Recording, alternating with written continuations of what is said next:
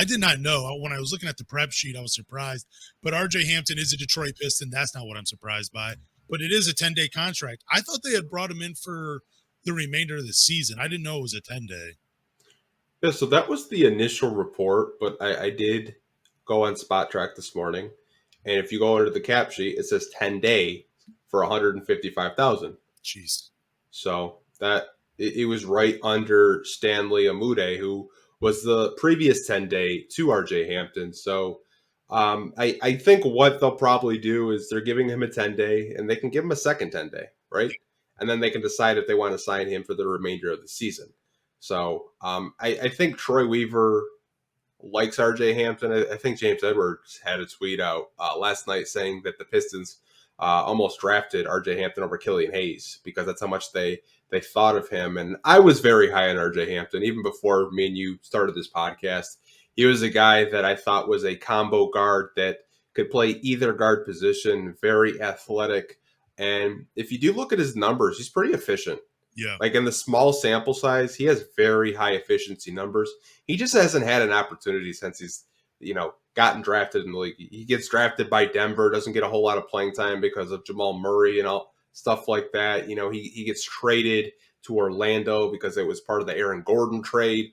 Yep. And then, he's stuck behind Jalen Suggs, Markelle Fultz.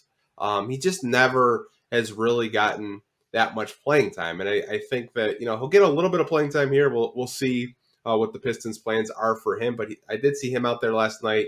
I should say that last afternoon against the Raptors. Didn't really shoot the ball. He was more passing, but I think I'm very interested to see how he does here in Detroit. And I'm happy he's here.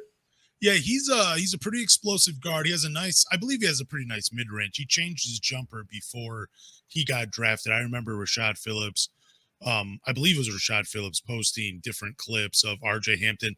I was high on him. I thought the Pistons were going to go Killian Hayes, and then I thought they were going to draft RJ Hampton with the 16th pick instead of Isaiah Stewart. And then when they got the 19th pick, I thought, man, maybe they got another shot at him, but he eventually went to Denver, and we know the rest. Now he's here in Detroit. What do you expect from him, though? What do you think we're going to see from him in just a short amount of time here in Detroit? And do you think there's a chance he remains with the team for the rest of the season?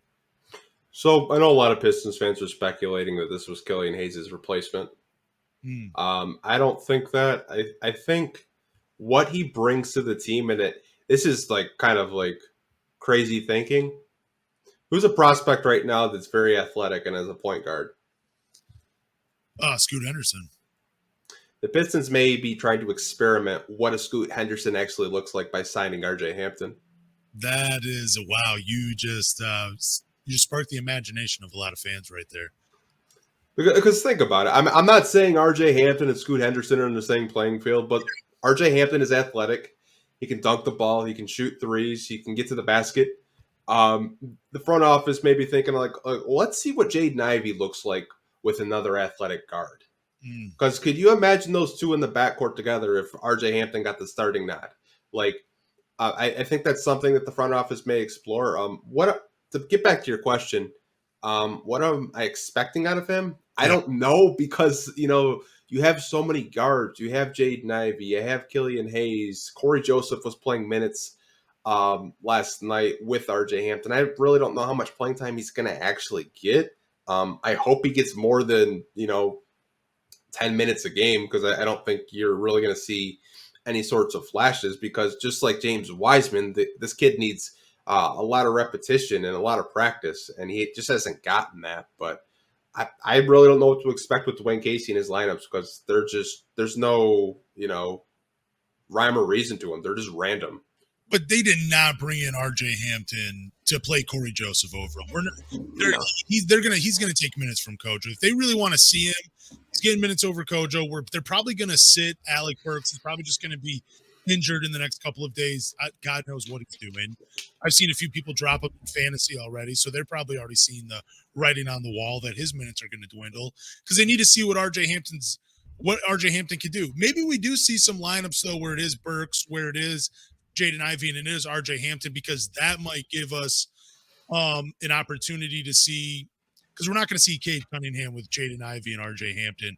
But if you can put like another biggish guard that can score and facilitate and bring the ball up, which is what you have in Alec Burke, maybe you can kind of see a small sample size of what it would be like to have two athletic guards and then a Cade Cunningham type in Alec Burks. Maybe. I don't know, but I think they bring in RJ Hampton, and what you can see is we're probably just going to see a guy that's going to look to score the ball.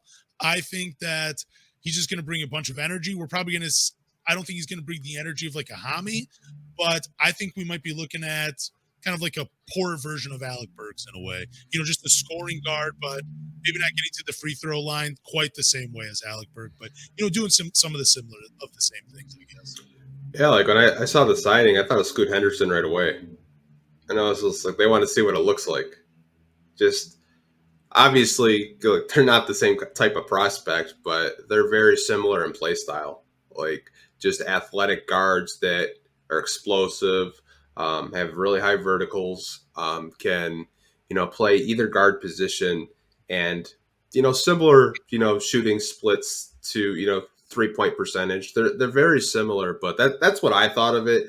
I may just be a crazy person, and it's just a crazy take, and that's not the reason why they signed him. They just signed him because they liked him. But that's just what I thought. Well, I think it gives you kind of a look into what Jaden Ivey can do with it. Like you were saying, another shot creator and a shot maker. Like Killian Hayes, he's kind of fallen off again after his great, 2 months he had, averaging like 11 and 7, playing great minutes for Detroit.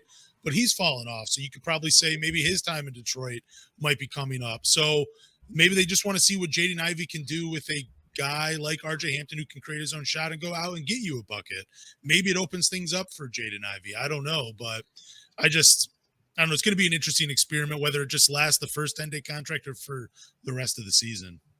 Yeah, I was very surprised that it was a 10-day contract. Like, because a lot of the beat reporters said the remainder of the season, but I mean, Spot Track is probably the most reliable website in terms of like if you want to look up salaries, and obviously I believe it's ran by Keith Smith, who does like a lot of Celtic stuff, and he's like a cap I don't even know what you would call it, like a capologist basically for like the NBA. Like I always follow him during the summer because like I need to know like what the salaries are and how much cap space the Pistons could potentially have and shit like that. But yeah, I hope he does get some playing time. I hope he doesn't have to share the backcourt with Corey Joseph, because no one looks good when they do that.